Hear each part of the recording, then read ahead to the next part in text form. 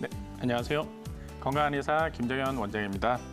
오늘은 교통사고 이야기를 좀 해보려고 해요. 최근에 이제 뉴스들이 많이 나왔죠. 그 을왕리 교통사고 이야기도 있었고, 부산에서는 이제 포르쉐랑 또 오토바이가 부딪히는 교통사고 이야기가 있었습니다. 이 교통사고라는 거는 사실은 일반적인 사람들이 일상에서 맞닥뜨릴 수 있는, 언제나 맞닥뜨릴 수 있는 정말 사고의 순간이고, 생각보다 많은 사람들이 이런 사고를 당합니다. 이제 그 사고는 뭐 사망에 이르기까지 이제 아주 중한 사고에서부터 경증의 사고, 우리가 흔히 경증이라고 이야기하는 뭐 이제 그 접촉사고들까지도 있을 수가 있는데요. 그럼에도 불구하고 이 교통사고라는 어떤 사고 현장에서 발생할 수 있는 여러 문제들이 있습니다. 이제 그런 부분들이 나중에 치료가 제대로 되지 않은 후유증으로 남을 수 있기 때문에 이런 부분에 대해서 적극적인 치료들이 필요하고, 오늘은 그 이야기들을 좀 해보려고 합니다.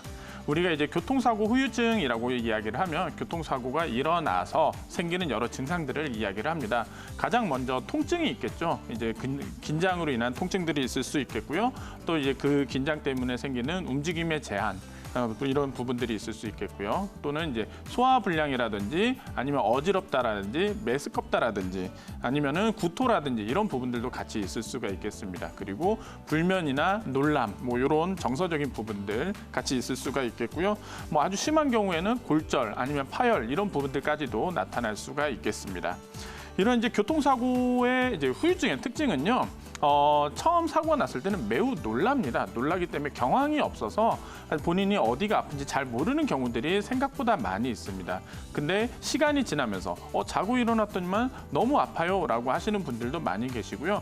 보통 한 일주일 정도까지는 통증들이 더 심해지는 양상들이 있습니다. 그래서 사고 당일보다 그 다음 날이 더 아파지기 때문에 처음에 내가 경황이 없을 때 이거 놀라긴 했지만 별일 아니야라고 생각을 하고 치료를 소홀히 하게 된다면 나중에 가서 이 부분이 이제 잔여 통증으로 남아 있는 경우들이 많이 있겠죠. 지금 이제 자료 화면에 보이는 이제 그래프를 좀 보시면은 좀 더 이해가 쉬우실 텐데요. 일단은 통증이 처음보다 조금 더 지나서가 더 심해집니다. 그리고 통증이 왔다 갔다 하는 것이 특징입니다. 보통은 한 2주에서 3주 정도까지는 안 아프던 데가 새롭게 아프기도 하고, 아팠던 데가 또 괜찮아지는 것 같다가 다시 아프기도 하고, 이 왔다 갔다 하는 도깨비처럼 왔다 갔다 하는 통증이 가장 좀 특징인데요.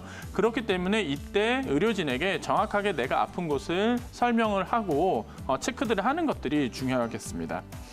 그리고 이게 어느 정도 시간이 지나면 이제 통증들이 좀 이제 살살 이제 가라앉는데요. 보통은 이제 어느 정도 해결이 되는 데까지 뭐 빠른 사람들은 뭐 2주, 한 달 안 해도 되겠지만 한 3개월 이 정도까지는 좀 지켜볼 필요들이 있겠습니다.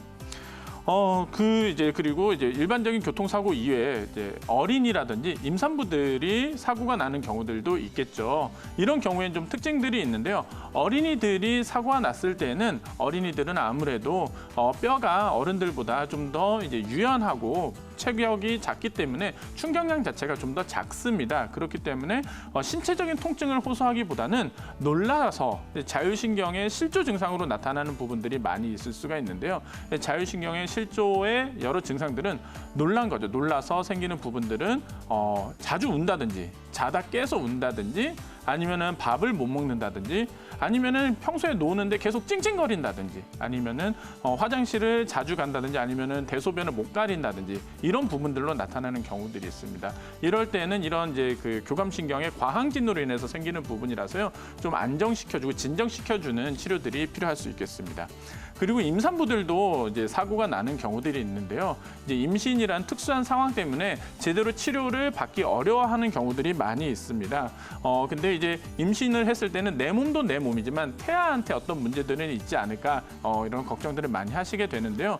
실제로 그래서 태동 불안이라든지 하혈이라든지 아니면은 나중에 가서 이제 산후풍까지 이렇게 나타날 수도 있겠습니다. 그렇기 때문에 임산부들도 그 상황에 맞춰서 할 수 있는 부분들은 최대한 적극적으로 좀 치료를 하시는 것들이 좋겠고요. 침 치료 같은 경우는 이제 뭐 배라든지 어떤 이제 그 자궁 근처를 좀 피한다면은 큰 문제가 되지 않기 때문에 침 치료를 저희 한의원에서 적극적으로 추천을 하고 있고요. 거기에다 이제 부항도 같이 할 수가 있습니다. 그렇게 해서 통증들을 좀 컨트롤을 한다면은 훨씬 더 좀 수월하게 지나갈 수가 있기 때문에 임산부들도 적극적으로 치료를 하는 것들이 필요하겠고요. 이제 그러고 나서 출산 후에 그때에도 좀 더 적극적인 치료들이 이어나가는 것들이 필요할 수 있겠습니다. 그리고 이제 이런 단순 염자나 어떤 경증의 질환들뿐만 아니라 사고가 좀 심한 경우에는 인대라든지 아니면 디스크나 연골이 파열되는 경우들도 있을 수가 있겠고요. 아니면 이제 머리를 부딪혀서 생기는 뇌진탕에서부터 아니면은 뇌 출혈들까지도 있을 수가 있습니다. 그 외에도 이제 골절들, 심지어 이제 골절은 생각보다 정말 많이 흔하게 나타납니다. 핸들이라든지 이제 부딪혀서 나타나는 늑골골절이 가장 좀 흔하게 나타나는데요. 이럴 때는 또 훨씬 더 그만큼의 긴 시간의 치료와 관리들이 필요하겠고요. 일단은 내가 좀 심하게 사고가 났다라고 하면은 이제 온몸을 이제 영상 진단을 통해서 이게 보존적 치료를 해야 하는지 아니면 수술을 해야 하는지 이렇게 판단을 하고 보존적 치료가 필요한 경우가 수술까지 가지 않아도 되는 경우에는 이제 안정을 취하면서 치료들을 하시면 되겠고요. 만약에 수술을 해야 되는 상황이다라고 하면은 수술을 하고 수술을 했다고 해서 끝나는 게 아닙니다. 그 수술 후에 재활들을 하는 과정들이 필요한데요. 보통은 이제 이런 과정들이 한 3주에서 4주 정도까지 좀 이제 봐야 될 수가 있습니다. 물론 더 길어지는 경우들도 있겠죠. 그래서 이제 교통사고의 치료 기간은요, 보통은 이제 급성기, 아급성기, 그리고 이제 회복기, 그리고 나서 이제 후유증이 남아있는 그 잔여기까지도 이렇게 볼 수가 있겠는데요. 일반적인 이 급성기는 보통 이제 한 1, 2주 정도까지를 이야기를 합니다. 그리고 아급성기, 이제 좀 상태가 안정이 됐지만 여전히 좀 심하게 아픈 경우들, 이런 경우는 한 이제 2, 3주 정도까지도 이야기를 할 수가 있겠고요. 그리고 회복기는 한 3개월 정도까지 또 이야기를 할 수가 있겠습니다. 이 3개월이 지나서도 남아있는 통증들은 사실은 잔여 통증으로 남아있는 경우도, 후유증으로 남게 되는 경우들이 많이 있는데요. 그럼에도 불구하고 적극적인 치료들을 통해서 어느 정도 경감을 할 수 있기 때문에 특히 초반에 이 골든타임이라고 이야기할 수 있는 급성기, 아급성기의 치료들을 적극적으로 잘 하시는 게 필요할 것 같겠습니다. 그리고 이제 방금 말씀드린 거는 이제 좀 염자라든지 우리가 흔히 이야기하는 이제 경증이라고 한다면 골절 아니면은 파열 같은 경우에는 이제 급성기 치료들이 3주에서 4주, 뭐 6주, 8주까지도 이렇게 될 수가 있기 때문에 이거는 증상과 정도에 따라서 전문가의 진단과 처방들이 필요하겠습니다. 자, 그럼 이런 상황에서 한방 치료는 어떻게 들어갈 수 있는지를 말씀을 드리겠는데요. 일단 우리가 흔히 한의원에서 접하는 치료들은 다 된다라고 생각을 하시면 되겠습니다.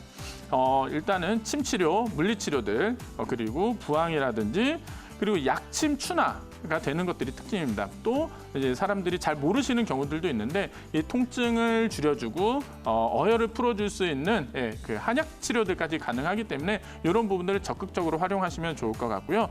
이런 부분들이 이제 있기 때문에 한방 진료에 대한 이제 교통사고 환자들의 선호도가 매우 높습니다. 그 이제 자료 화면을 보시면 되겠습니다. 네, 이상으로 건강한 의사 김정현 원장이었습니다.